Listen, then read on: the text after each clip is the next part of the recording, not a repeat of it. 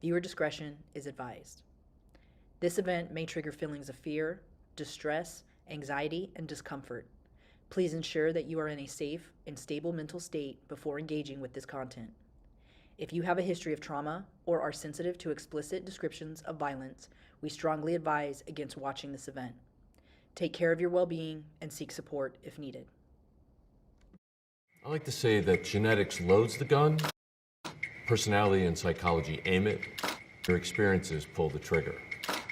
Your genetics give you the potentiality to be a killer, but your personality and psychology are the filter through which you experience, and they can shade how you come away from any event in your life. I'm Jim Clemente. I'm a retired FBI supervisory special agent and profiler in the Behavioral Analysis Unit. As a profiler, my job was to hunt down child abductors, serial rapists, and serial killers. We help out where forensics fail. If we look at how the crime was committed, that leads us to why the crime was committed, and that leads us to who committed the crime. The FBI's Behavioral Analysis Unit is part of the National Center for the Analysis of Violent Crime. And as such, we study all violent and sexual crimes across this country and much of it around the world, so that we can then train law enforcement so that they can get the benefit of our research in our training.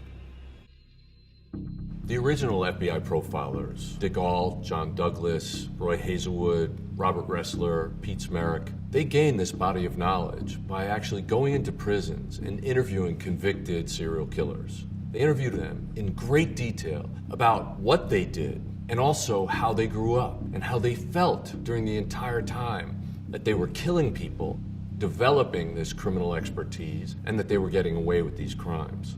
For example, from Ed Kemper, they learned that he had a very difficult relationship with his mother. So he started killing surrogates in place of her, and then he killed his mother. David Berkowitz showed how sexual frustration can be taken out on innocent people on the streets of New York. From Ted Bundy, they learned that he was a sexual sadist. I was tied up to all the metal poles of it with just different bungee cords of my dad's, different like belts, just whatever he could find. A knife held to my throat. Because I was screaming so loud. He's like, if you don't quit screaming, he's like, B, I'm going to kill you right here.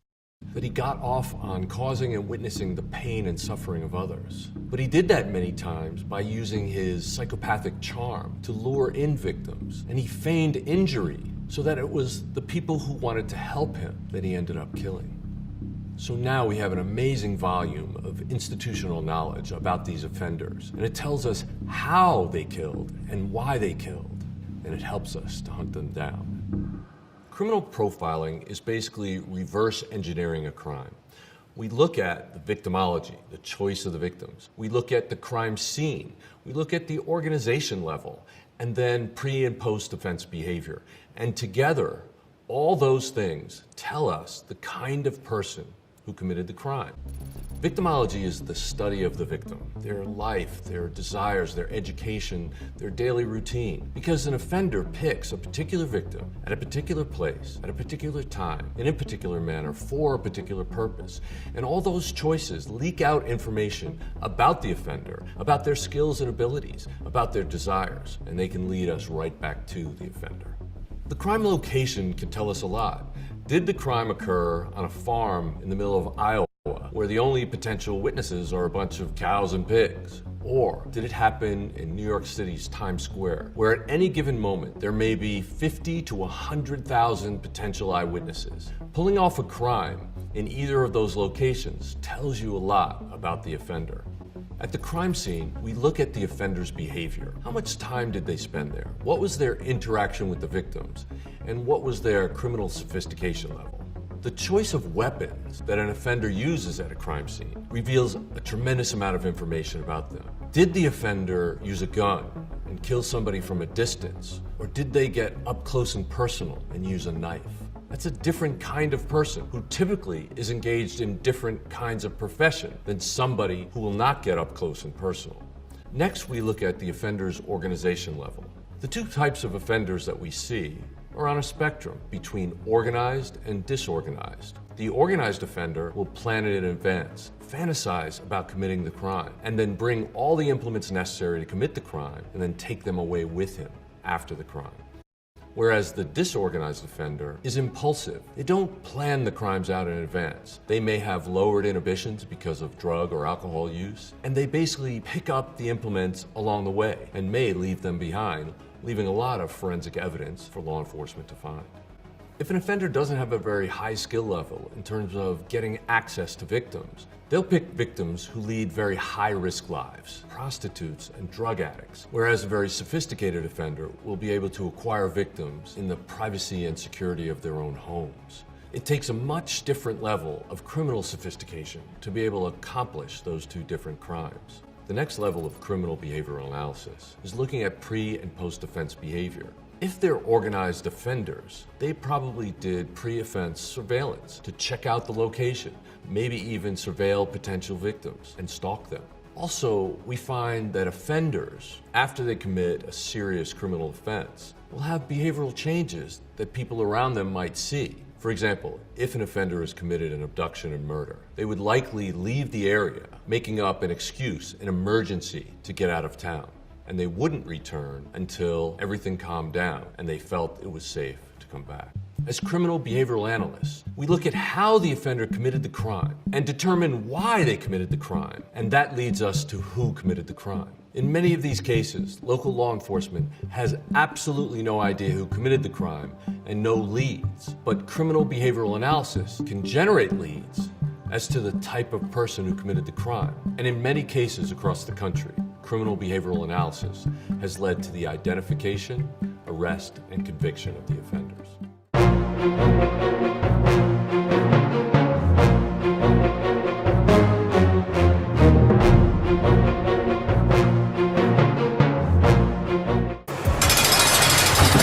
Good evening, everybody. We're happy to be here tonight with you guys to go over, hopefully if you guys caught the podcast this morning that came out about Jesse Lee McFadden, we'd love to know your thoughts and that you might have. Yeah, it definitely is chilling, and it really stinks that there's not enough information being pushed out. I think that's very unfortunate. I think that, by pushing out information, that it makes people just more aware. Was there anything in particular that kind of stuck out to any of you guys that you kind of want more details on, or that you kind of feel could use a little more investigation?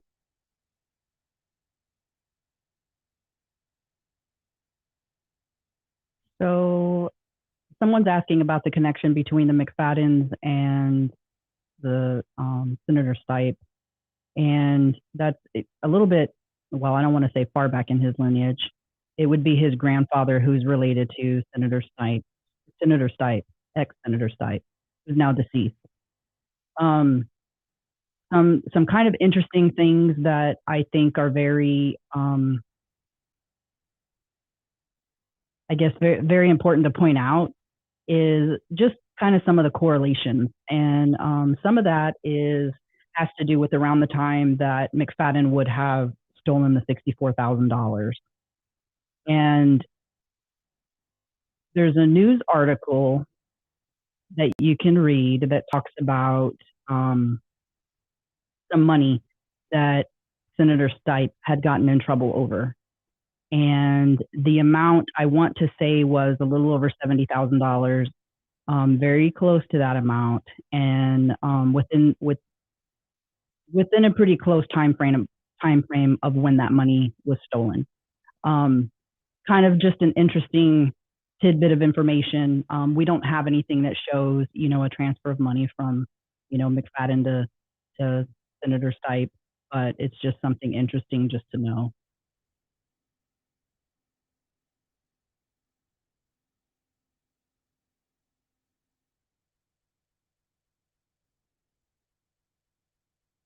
So somebody said, I want to know information about the other girls who were invited and did not go. We don't know a lot about those girls, and I'll be honest, we didn't try to reach out to those families or even really kind of try to dig into just that piece of it, because they're young girls, they're growing up. This is a lot for them to deal with. They lost some friends of theirs. But what I can tell you is that it would definitely be in McFadden's wheelhouse to invite many girls over. He doesn't have a particular type, honestly, in looking at his history, it appears that it doesn't matter whether it's a guy, a girl, a young boy, a young girl. He doesn't have a type. I really feel like his profile really has more to do with control. Attorney, somebody said something about McFadden's attorney. McFadden's attorney, really interesting, was recruited by President Roosevelt's office. And when he was recruited by that office to work as an attorney specifically there was some correlation with Senator Stipe. So that's a very interesting connection, because that kind of alludes to the fact that there would have been some conversation and some closer connection with Senator Stipe, and also with Don F. Baker, who was McFadden's attorney during Caitlin Babb's case.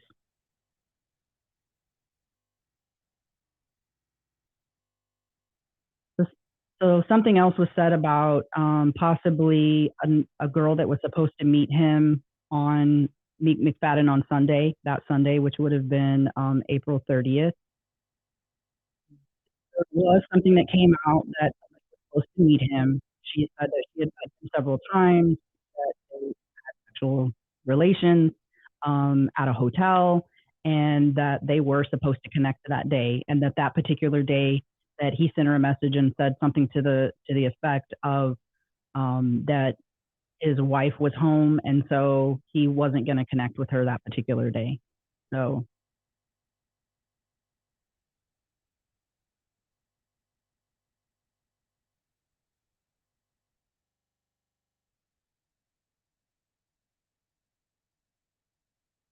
something tells me that if he was using the kids as bait, that I don't really I don't personally know the girls, so let me say that. But what I can tell you is that from what I've seen in their personalities, they don't strike me as being the kind of kids that would have allowed themselves, at least if they were aware, to kind of bait girls in. But what I can tell you specifically about McFadden is that it doesn't matter who he was dating, who he was married to, they were a networking source for him. So he would, on Caitlin Babb's phone, he loaded like a spyware program on her phone, where he basically had an image of what was on her phone, to include her contacts, her emails. So he had access to her contact list, her email list, all those people. And he had that type of behavior and did that with everybody that he was connected to. So yes, he would use, in that sense, somebody else to get to other girls or other victims.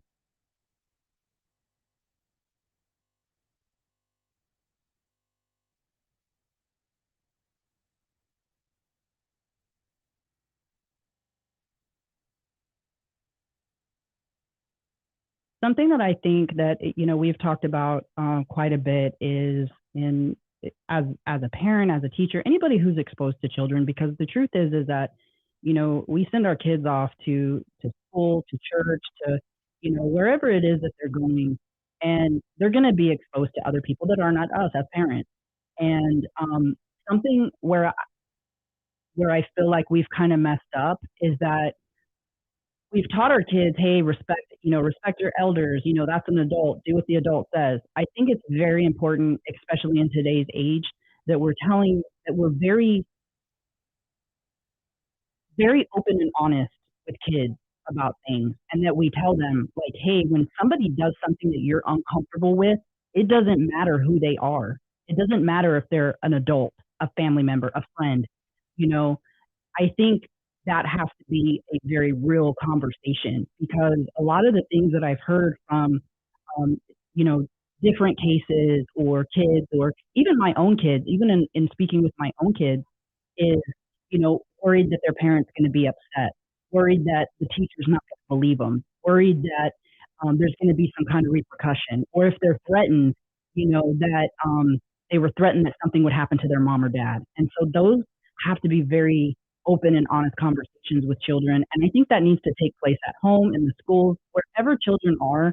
I think that that is important to include because we know that right now the US is the number one location for human trafficking and happening right under our noses. So I think that that's very important.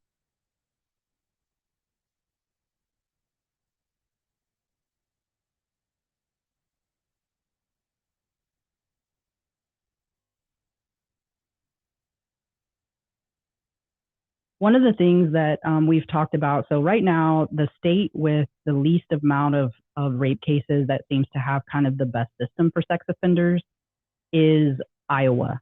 And when I was kind of looking into the different things that Iowa does, um, their stuff is pretty clear cut. Now, they don't have all of the good stuff because I've been looking through all the states and I've been trying to compile that so that we can then build on that.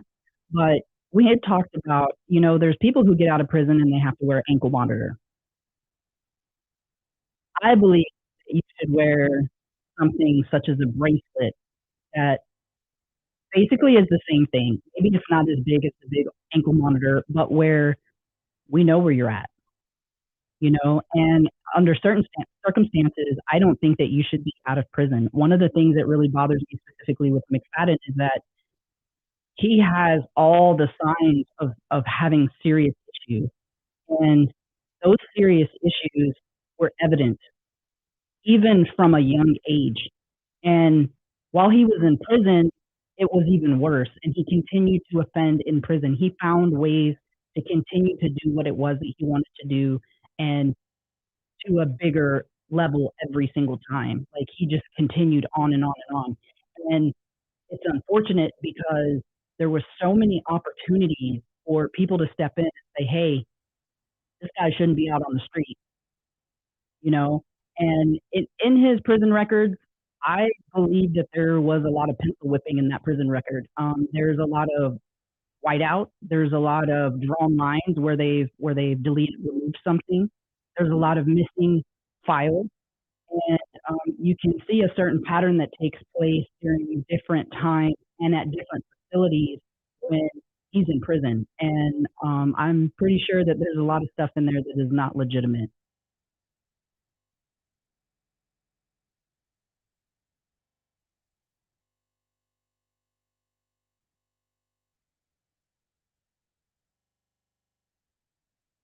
So some of the things that we've heard from people who were in contact with who didn't know that he was a sex offender or a convicted rapist was that he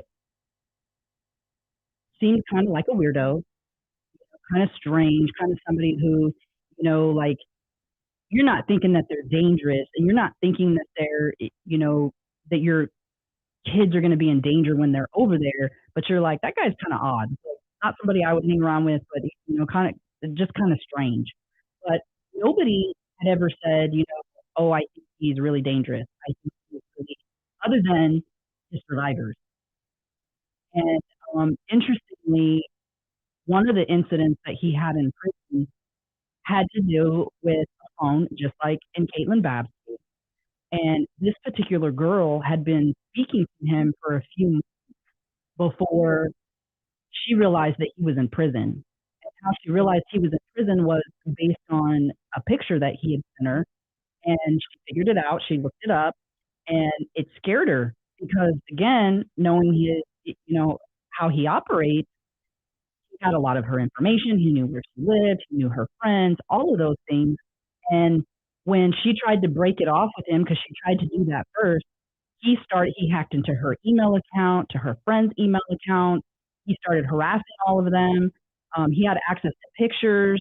So he was a serial predator.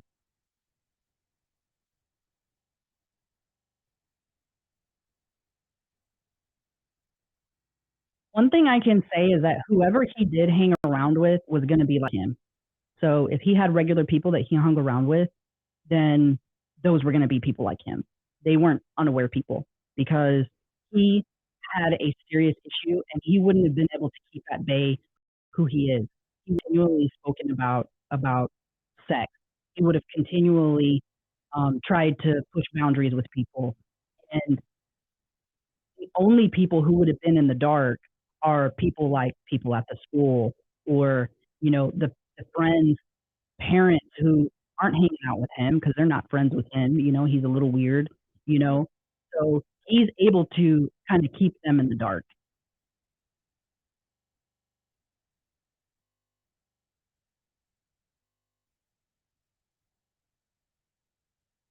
Yes, as a kid, he was a little socially awkward. We've spoken with multiple people that have talked about in his younger days that he kind of just was a little bit of a weirdo back then too. And he wasn't doing well in school. And that also could have to do with his life at the time as well, because he was kind of having to parent himself and his brother. But he didn't have like this huge network of friends. And as he started getting older, his friends were people that were doing drugs with him and doing, things that you shouldn't be doing. And that just continued to escalate through time.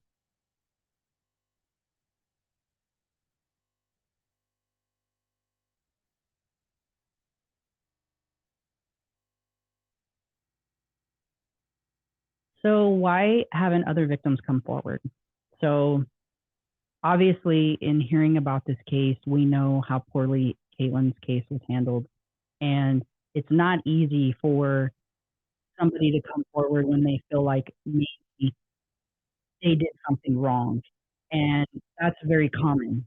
So there can be girls out there who had interactions with him that haven't come forward that we don't know about, and it's unfortunate because it tells a story, but in something that surprises me is the first cell phone incident that's logged, and this is just the stuff that's logged. There's a form that the Oklahoma Department of Corrections has in the prison file, which is not included in his that we received. There's a document that goes in there that logs everything.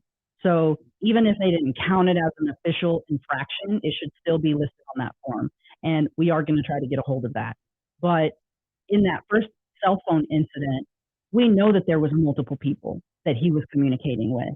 And why, when that contraband cell phone was taken, was that not addressed? That should have been a requirement. And then in Caitlin's case, we know that one of the DAs told Caitlin Babb that there was other girls in the phone. So what was happening with the DA that they were not moving forward with charges? Because they don't need the other girls to come forward for charges. You have young girls in the phone. There's obviously something going on besides him speaking to one person.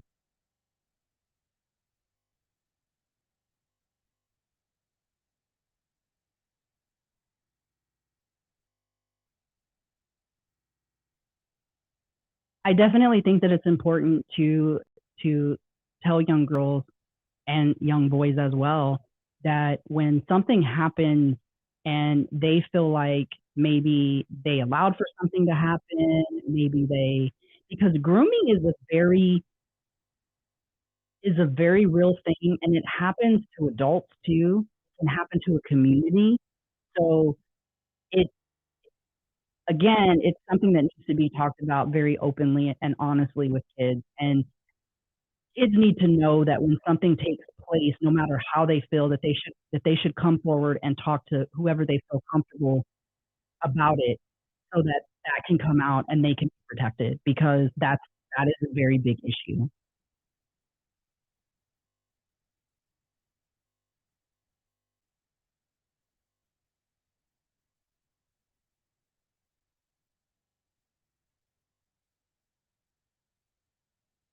So I definitely think that McFadden was a paraphilic. I think, or had paraphilia, and I think that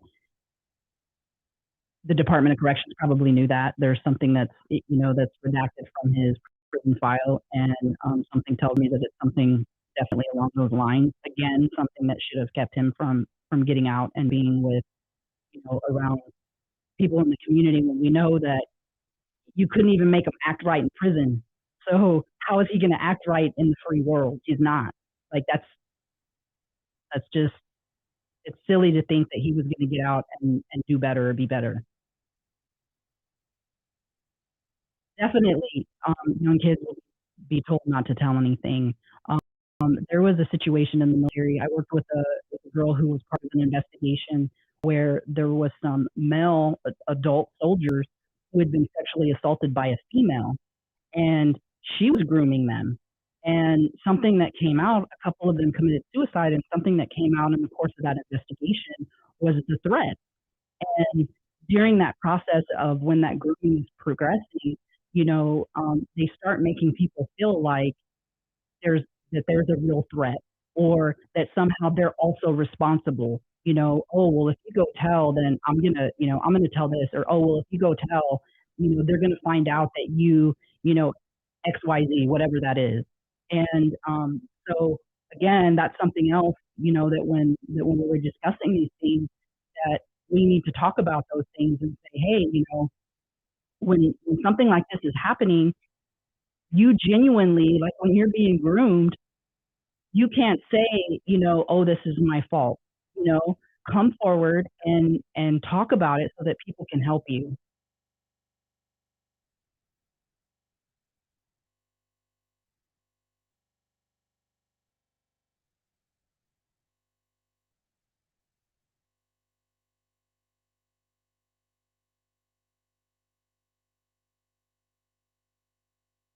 So why isn't LaDonna being charged with a crime? She was definitely a conspirator with all of McFadden's crimes.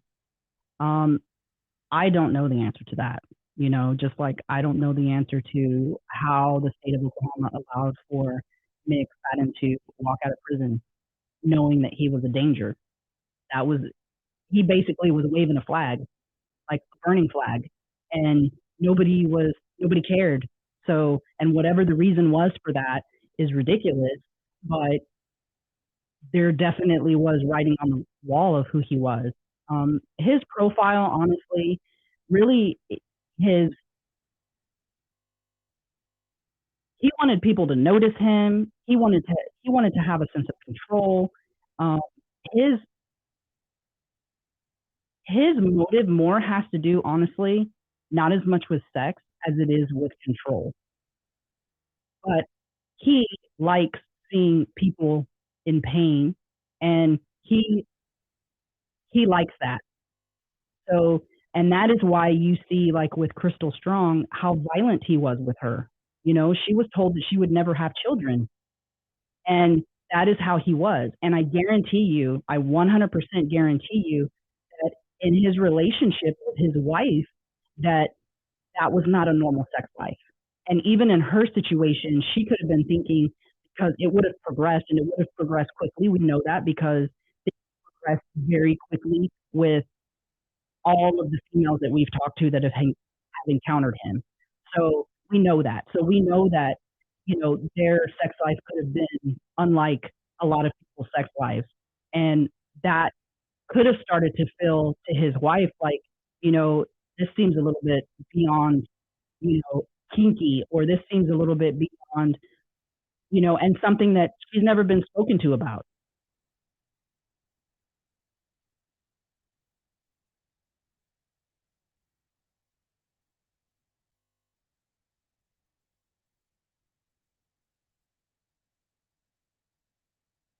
I think the whole, the whole thing where, what happens in our house stays in our house, or, the ugly things, we don't talk about them. That's dangerous. It puts your kids at risk, and it puts your family at risk. So it's important to be open and honest, and it's important that when bad things happen that we talk about them, and it's important that our kids can come to us and talk to us when things happen so that we can help guide them through whatever that is. And now with internet access, and kids have it on so many things. Even if you give your kid a phone and they don't have Wi-Fi, they're going to get Wi-Fi somewhere. There's little apps that they can get where somehow or another they're still able to communicate with each other. And to think that you'd be able to eliminate that isn't going to be the case for sure. But definitely speaking to them about the dangers of being online and what can occur and how that happens and how people groom. I think that that's a very important conversation.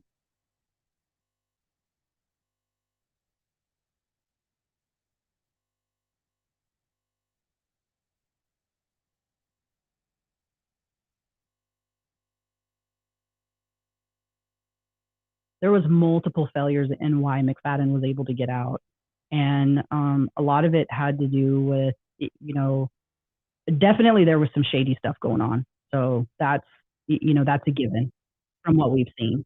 The other thing is that there's certain things that should have been taking place and that should have been logged. There should have been triggers when it came to like his assessments in the prison, because he would get in trouble and then he would still work. So he'd still get an evaluation where they assess his work. So let's say he's doing good at work, but he has a charge for some type of sexual interaction. Well, he's still getting a good evaluation for the job that he has while he just got an infraction. So it's things like that need to change. So, if somehow ODOC has some gaps in their system, and trust you me that an inmate's going to know what those gaps are. So that needs to be something that's looked at for sure. But also the evaluations weren't occurring, the assessments weren't occurring in the intervals that they should have been. And that's a problem, because if you're not following whatever that process is that you're supposed to be following, there's going to be things that you're not picking up on, or there's going to be opportunity for things to happen in that time frame where they know that you're not evaluating them or looking at them. They can get away with things. As for Caitlin's case, I think that the justice system needs to have a requirement where a case has to be closed out within a certain time frame. It's just beyond unacceptable that a case was pushed almost 6 years in time, and we say things like, "Oh, well, he hadn't been found guilty or convicted." Well, yeah, you kept pushing the case. Obviously, that was a strategy, but not a strategy that should have been accepted. And if you're trying to get out early from the prison sentence, you shouldn't be allowed to if you have a pending case. So getting in trouble in prison, we shouldn't reward that by saying, "Hey, your case is pending. We'll push it on down the line and we'll go ahead and let you walk out of prison."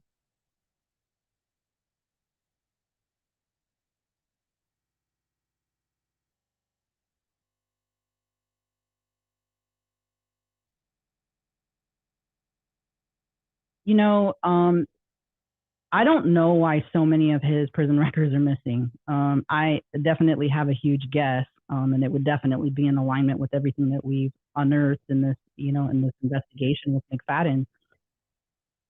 There is, for instance, only one attorney is listed as ever visiting him. We know that that is not true. We know that's extremely far from the truth. So why are those records missing? We know that certain people were on his list for visitation. Why are those records missing? Because there's a lot of those records missing.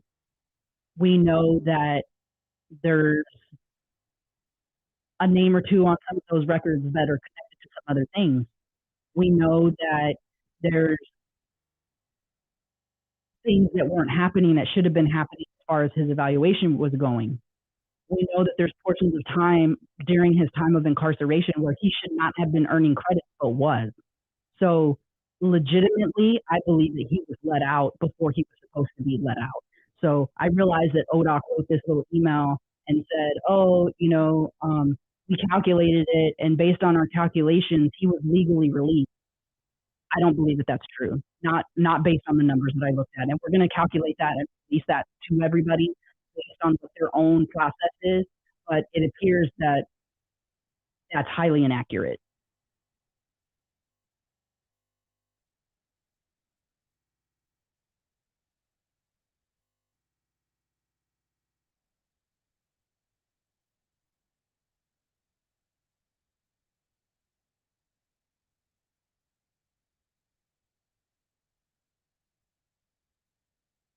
Yeah, as far as the first phone charges, we don't have an idea as to why they didn't press charges. They should have, and the DA has the option to press charges.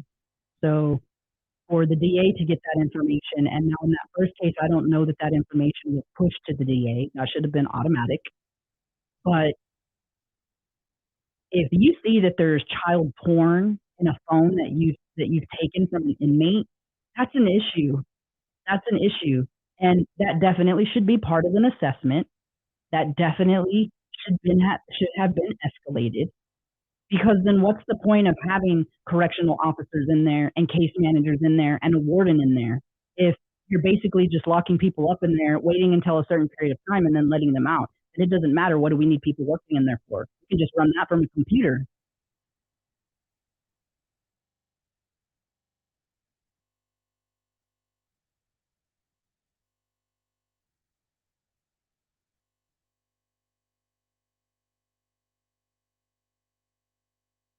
We haven't found any cases where the McFaddens had any type of DHS case opened on them. Based on a lot of the conversations that we've had with people that have interacted with both Jesse McFadden and Cody McFadden, it seems to be that there's this kind of unanimous thing where LaDonna was constantly talking to whoever it was that was involved in, hey, my kid's young, going through this, or whatever the story was that she had to give in order to eliminate whatever that situation is. That is what happened. And in reading the messages that she sent Caitlin during the time frame when Caitlin was going through her case, I was completely blown away. She is just as bad, if not worse, than McFadden. So, and that is completely unacceptable. And I do think that the state of Oklahoma needs to address that 100%.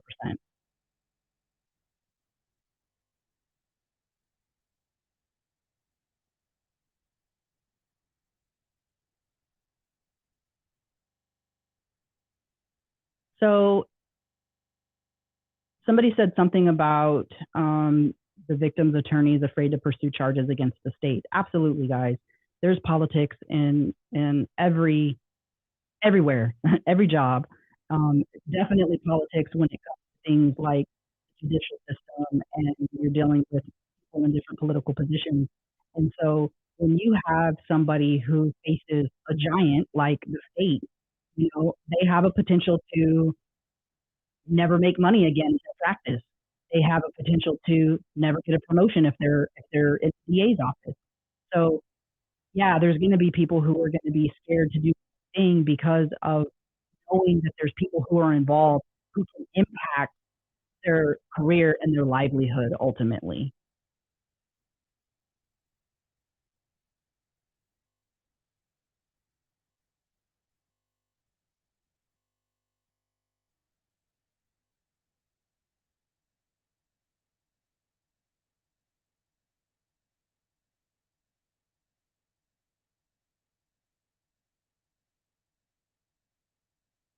So somebody asked about the autopsies. So we have seen the full autopsy on Holly, and we've seen they didn't do an autopsy technically on Jesse McFadden, but we've seen that one as well. Something that is really strange to me in these autopsies is this. So if you didn't know anything about where these occurred at, if you didn't see it at the top of the autopsies and at the top of the summaries, you would think that these were all completed at a different facility. And the reason that I say that is because things are very different in how they log them, and there's supposed to be a process. And this is probably why this particular office isn't accredited, because they lost their accreditation and they're probably having a very hard time getting it back because of things like this. But even down to the small things of not using the same measurement. So if you're trying to compare, so if you're sitting down and you're trying to compare two autopsies and one of them is in inches and one of them is in centimeters, you have to turn around and do a bunch of calculations in order to try to compare them, and that shouldn't be the case. Also, with the amount of information that they list in the summaries is different as well. So depending on who the examiner was, the summaries are a little bit different. A medical record, there are certain requirements as to the minimum amount of information that you should include, and that should be the same with these reports, so even with the summary report. So we've seen the full autopsy for Holly. One of the families has allowed for us to see one of the full autopsies on one of the children, and then we have access to the summary reports as well. And so there's some very strange things that we see amongst all of these, and some of them have to do with the timing. So when you pass away, the blood in your body pools to the area of your body that's basically on the ground. So if you're laying on your back, then your blood's going to pool on your back. If you're moved after you've passed away, within a certain time frame before that blood has settled and it's permanent, so to speak, if you're flipped over or moved, that we can see that. And typically how that'll look on an autopsy is you'll see that there's signs of lividity, which is the pooling of blood on the front and the back. Now, it is normal to see, like, say, lividity on the back and then lividity on the side because of how you fell. So, for instance, in Holly's case, it looks like, based on the trajectory of the bullet, of each bullet, that for the first one, she was standing and he was a little distance away from her. And then for the second one, it looks like he was a little bit further away and maybe she was in the process of falling. But when she fell, she is kind of on her back and kind of to the side. So basically in the position that she fell. So her lividity, that's normal to see that. That's normal to see that you have some on the side, some on the back, because obviously that's how your body fell. It's not normal to see lividity on the front and lividity on the back. And even things like, so there is bodies that were moved, and some of the details, though, that are critical to know aren't in the summary report. And so it's kind of like trying to give you all the information without trying to give you a full puzzle picture without having all of the details. And that's kind of what the case is with the summary report. So there are things listed on the summary reports that takeaways, and that can be how close the time of death was for some of them. And it's very interesting because we know that one of them, we know that Holly right now appears to have been alive at least past one of the children. And that's problematic when you're thinking about if somebody was involved.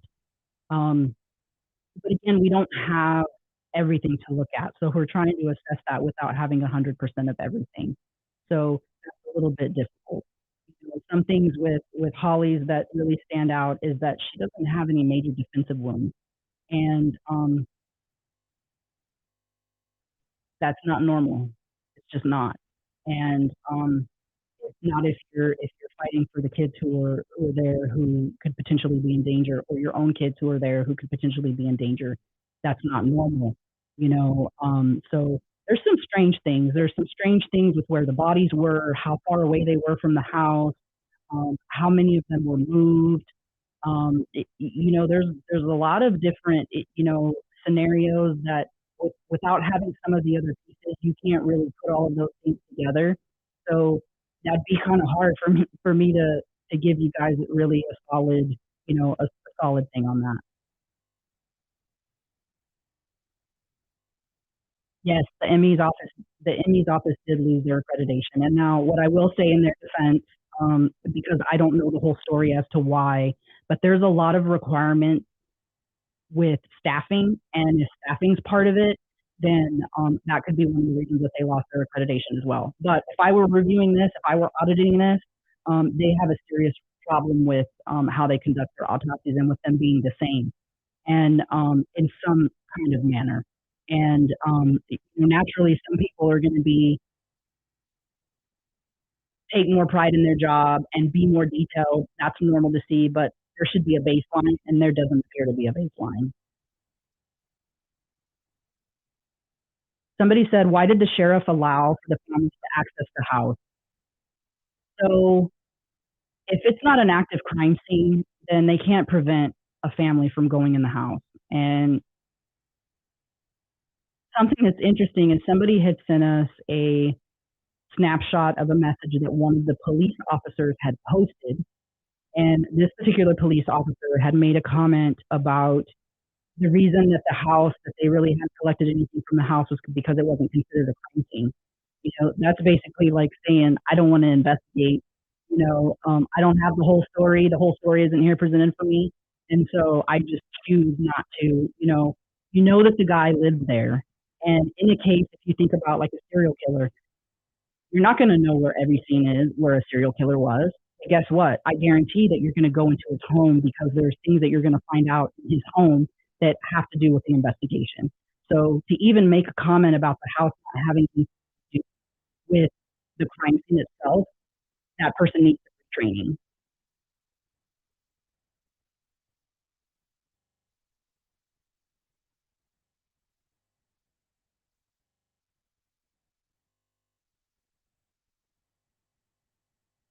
So somebody made a comment about all of the phones that were found there. I can't remember what the final number was that it had come down to. A majority of the numbers supposedly belonged to Holly and maybe the kids.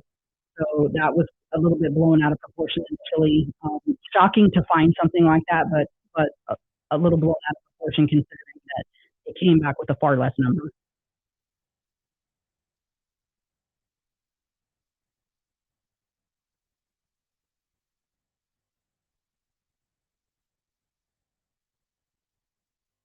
I do find it very strange based on so something that sticks out to me and making me wonder if there was more than one person is because there's some different elements as far as the criminal profile that don't fit together. So McFadden is one way, and then there's some things that are happening during this whole process, even if he's planning to kill himself, they don't align with who he is as a person. So that to me is very strange, and I've had a hard time trying to those dots because there's things that seem very different. Um, for instance, somebody who is going to murder somebody, even when they're perfecting their process as they're getting better at doing whatever it is that they're doing, typically they do things a certain way. And so you have one victim. So let's say Holly. Holly was fired at with the person looking at her, facing her, and she was fired at multiple times. But then you have another victim who the gun was placed directly to their head. Those are two very different ways for somebody to carry something out. And it's also odd because he is also a hunter. So he has a certain level of a little bit more knowledge when it comes to using a firearm. And so when you see things that kind of don't align with each other, those are just things that stick out that you say, hey, we need to look more into this because these two things don't align like they should. The drugs not found in their system, that's definitely something that's bothered me. This is where when initially, one of the law enforcement officers had said that it appeared that there was some staging.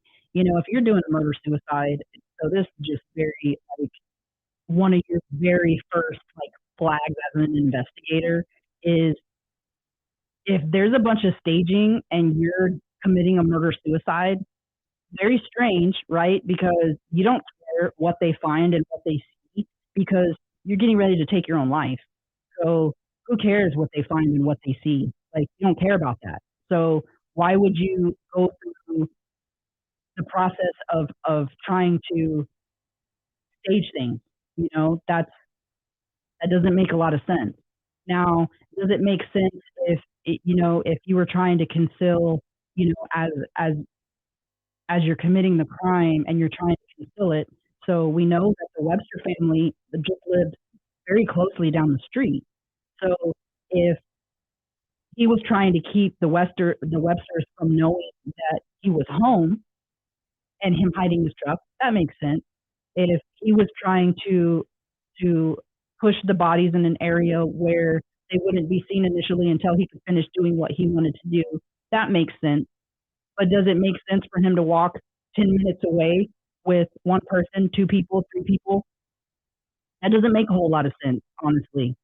And but those are all just different elements where you don't have the whole picture, so you don't have all the puzzle pieces to put the whole puzzle together.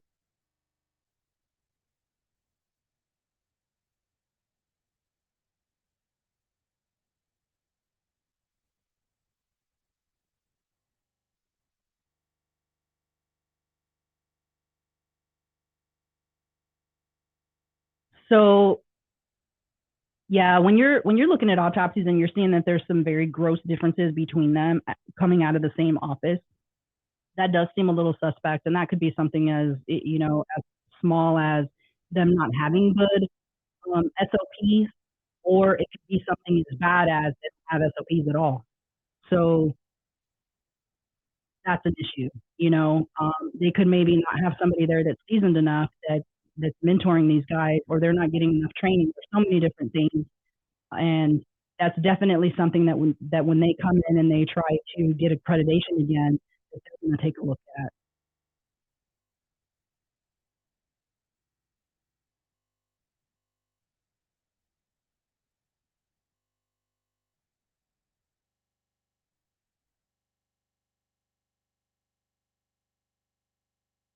Somebody said, "I wonder if Holly was dressed up and had her hair and makeup on." I don't know that. It doesn't list anything like that in her report specifically. Um, but that's interesting.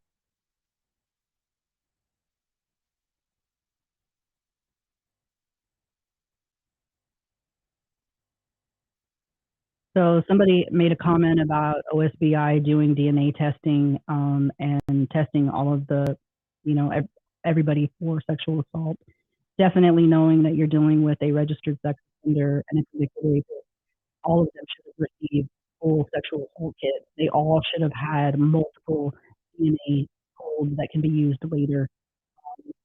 Something tells me that that didn't happen. I know that at least in one of the cases that um, supposedly something was collected but then not documented, and that's really bad.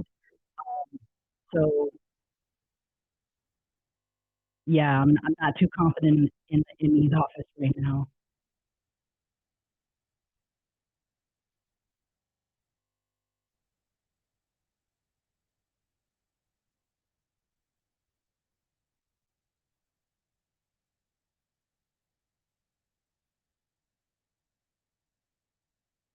So there's not a lot of answers as far as specific things to clothing. So like, somebody's making a lot of comments about Holly asking things like if she was crying, if her makeup was smeared, things of that nature. Was she in pajamas? Was she wearing shoes?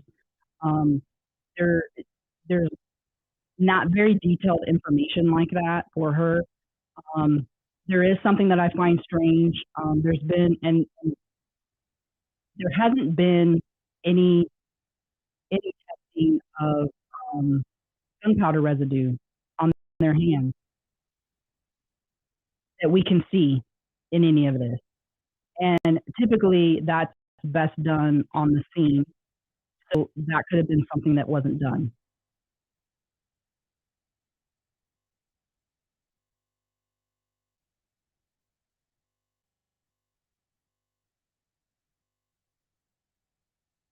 So one of the things that's supposed to happen at a crime scene when you're processing a crime scene is they check the humidity. They're supposed to take 360 pictures. They're supposed to do a video log. There's a lot of different stuff that they're supposed to do. It would be really interesting to know if they did it, um, and if they didn't, why they did not do it. That could answer some questions that we probably will have.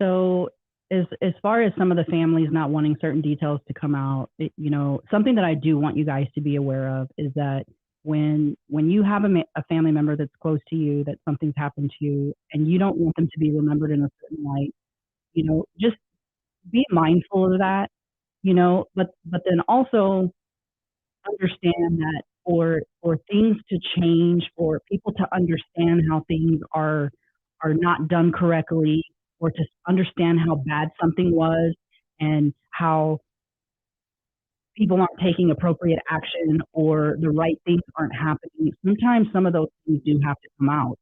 And But some of the family members, it's not that they know that it's going to come out. They know that things are going to come out, but they're just not wanting things to be released without their knowledge, without them seeing first. They're not wanting things to be released where they're being blindsided, because why do you want to find out from the news or from somebody else something that's happened to your own child, or to your grandchildren that you haven't already found out yourself? That's, that's not how that should happen.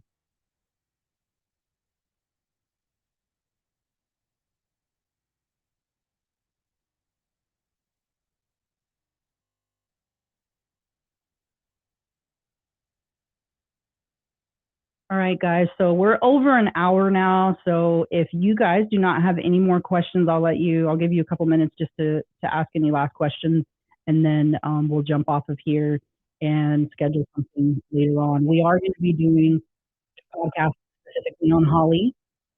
And if there's anybody out there who would like to provide any additional information on Holly that we don't have currently, you're more than welcome.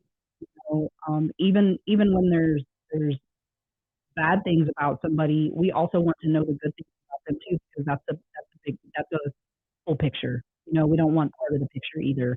And our goal in this is not to take sides. Our goal is to put information out that arms people with the tools that they need to protect themselves and to protect the people that they love, and to help their community and assist their community, and to help change laws that need to be changed to ensure that our families are being protected appropriately.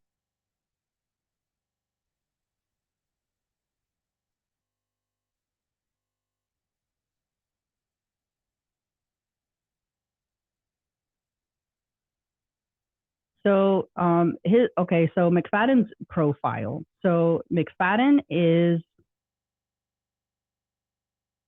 for starters, he has an issue specifically with his ability to control who he is. So because he cannot control who he is, there is not going to be anything that anybody can do to prevent it from coming out.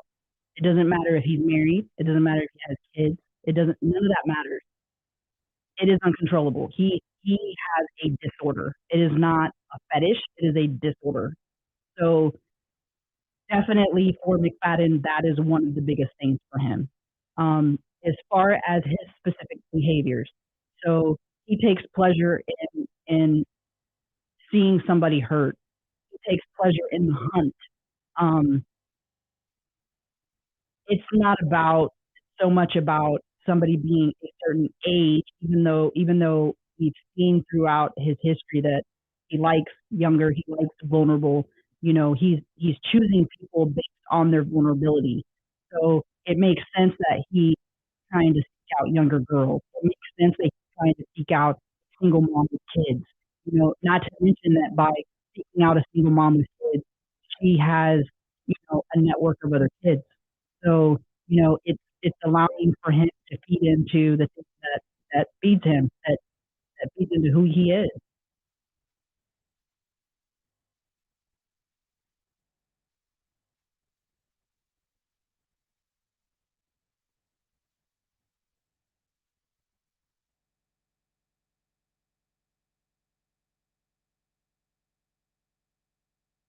Something that we didn't talk about is the potential of some of the things that he did being put out there online. And there's a very high probability, and I can almost guarantee it. And the reason that I say that is because based on the other cases that we know of, he did it. So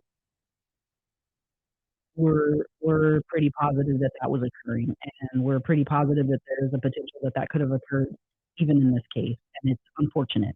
And once something's out there, so there are some organizations who can go in, even for people who are dealing with, like with young girls who are dealing with things like revenge porn.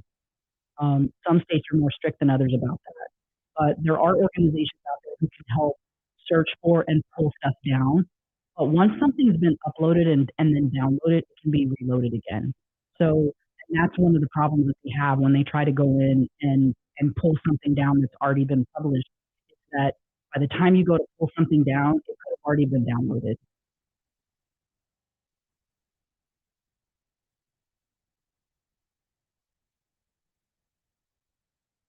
some strange things that McFadden did. So during the time where he was talking to Caitlin, and mind you that Caitlin was very young. Caitlin was 15 years old when she met McFadden. And though she did find out initially how old he was in the very beginning, he started in his grooming process. He started by seeming very normal, like he was this friend that she was never really going to see in person. And the conversation started out very normal. It did not take long for him to get into starting to talk to her sexually, starting to be violent, starting to talk to her. He really liked the control method. And some of the things that he would do is by saying things like, "You've been a bad little girl. Um, you're my little something." So that was very common for him. And even his sexual encounters, phone sex and things of that nature, were very violent in nature. The other thing is he was into, things like people hearing, him hearing other people, him seeing other people, him being seen. Those are things that he was into. And that was obvious based on the fact that he was recording conversations with people. He was recording videos. He was having people send him videos. He was having people record things. He was loading spyware on Caitlin's phone so that he could see everything that she was doing. And each time he would ask for something more and more and more, which is what somebody does when they're grooming somebody. So it eventually got worse and worse and worse and worse. So every time he was able to escalate, he escalated, and he didn't take no for an answer. He would push and push and push, and the harder that he pushed, if you pushed back on him, then it was gonna get worse and get worse and get worse.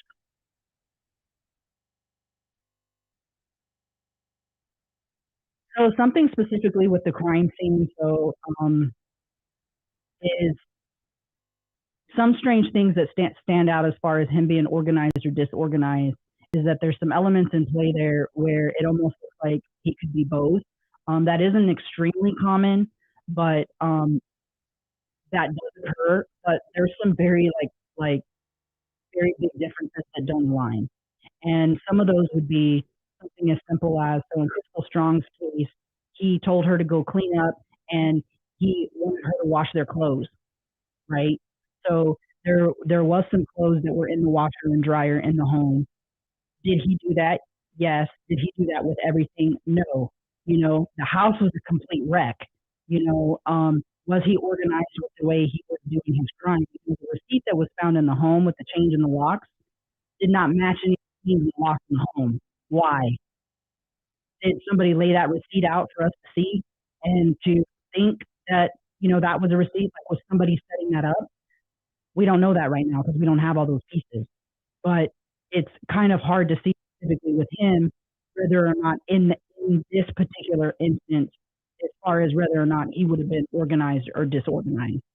He definitely had a game plan with everybody and he had a process. So I would say that he's more of an organized criminal as opposed to disorganized.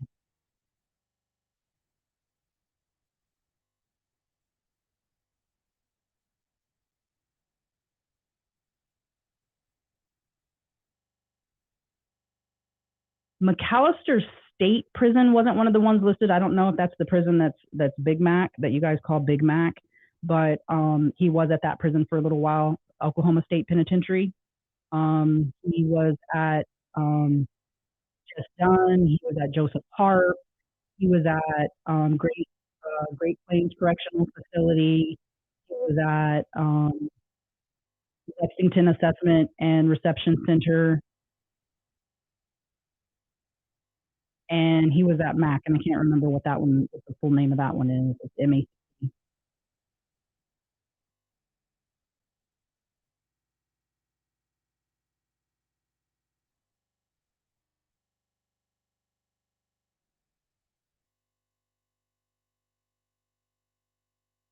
So somebody said they would say that he was organized. One of the things that James Fleming had said in prison was that he was very neat and orderly in the cell, and the fact that he staged all the bodies. Staging all the bodies doesn't necessarily mean that they're organized, but there's that's something where you would think that somebody had a little bit more knowledge as far as going into, actually doing something like staging bodies.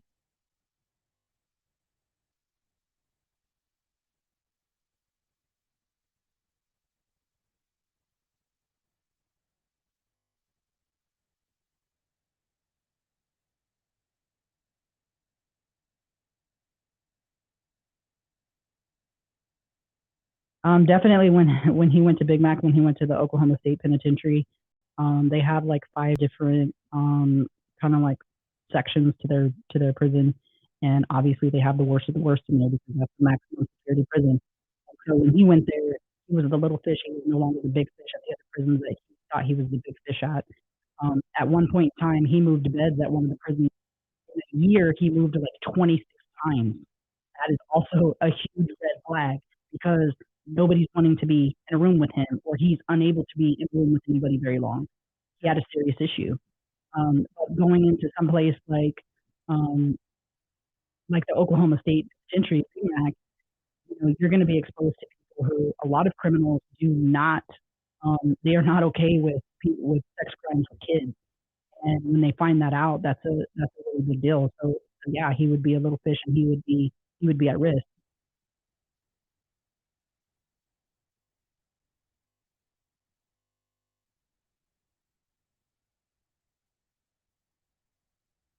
All right. I think that's it for tonight, guys. I appreciate everybody who jumped on and who were engaged in asking questions. If you guys think of other questions that you want to ask, feel free to send us a message on the Facebook group. If there's anything particular that you'd like us to cover, let us know. And even cases, if there's other cases that you'd like for us to dig into, definitely let us know that as well. Please, put this information out, and please help other parents learn about some of these things, and um, and really talk to their kids open and honestly because it's important. And if you haven't seen the movie that just came out, I can't remember the name right now, Freedom something, but it's about sex trafficking, and it is. I didn't know at the time we went to go see it, but it's done by the guy who started the Underground Railroad, which goes in and saves a lot of trafficked girls and boys around the world. And he used to be a Homeland Security agent.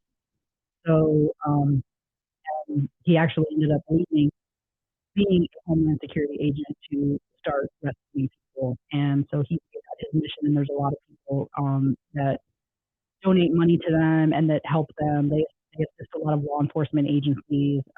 As a law enforcement agency, you can contact them and they'll help you do things like find some of the in your area.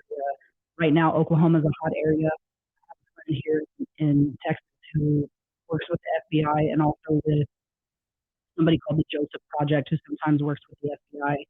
And she said that Oklahoma is a really hot area right now for sex trafficking. So definitely something that we want for our loved ones and children to know about in Oklahoma. Everybody have a great night.